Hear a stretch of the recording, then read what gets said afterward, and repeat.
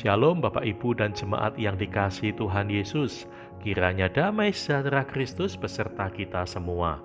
Marilah kita tetap bertumbuh dalam anugerah-Nya dan dalam pengenalan akan Kristus sebagai Tuhan dan Juru Selamat kita. Selamat mengikuti renungan firman Tuhan hari ini melalui versi audio. Tuhan Yesus memberkati.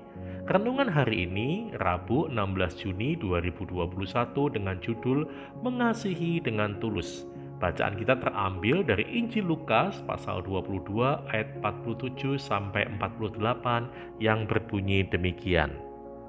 Waktu Yesus masih berbicara, datanglah serombongan orang. Sedang muridnya yang bernama Yudas, seorang dari ke-12 murid itu berjalan di depan mereka. Yudas mendekati Yesus untuk menciumnya. Maka kata Yesus kepadanya, "Hai Yudas, engkau menyerahkan anak manusia dengan ciuman?"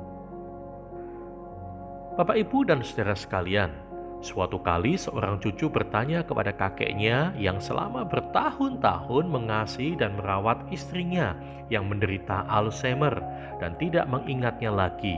Bahkan si kakek setiap pagi tidak pernah lupa untuk mencium pipi istrinya sebagai bentuk perhatian dan kasih sayang.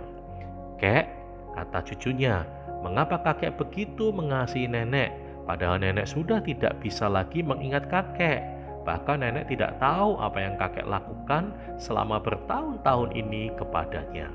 Jawab sang kakek, "Betul nak, kakek juga tahu bahwa nenek tidak bisa lagi mengingat kakek. Tetapi kakek tetap mengingat nenekmu dan tetap mengasihi dia."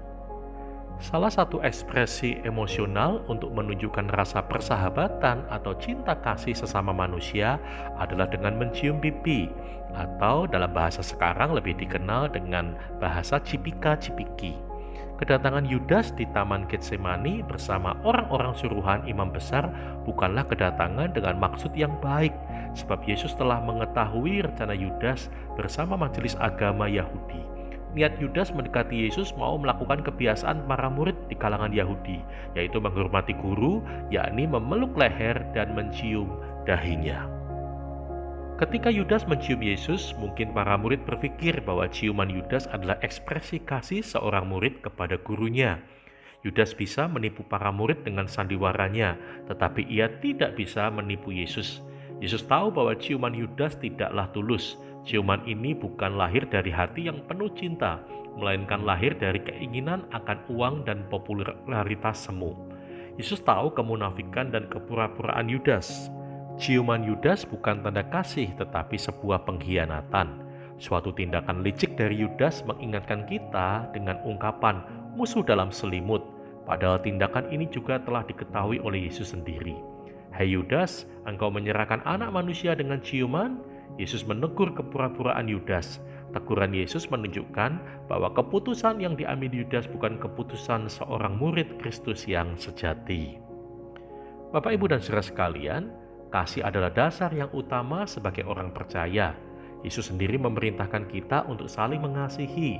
"Aku memberikan perintah baru kepada kamu, yaitu supaya kamu saling mengasihi, sama seperti aku telah mengasihi kamu, demikian pula kamu harus saling mengasihi." Tercatat dalam Injil Yohanes 13 ayat 34.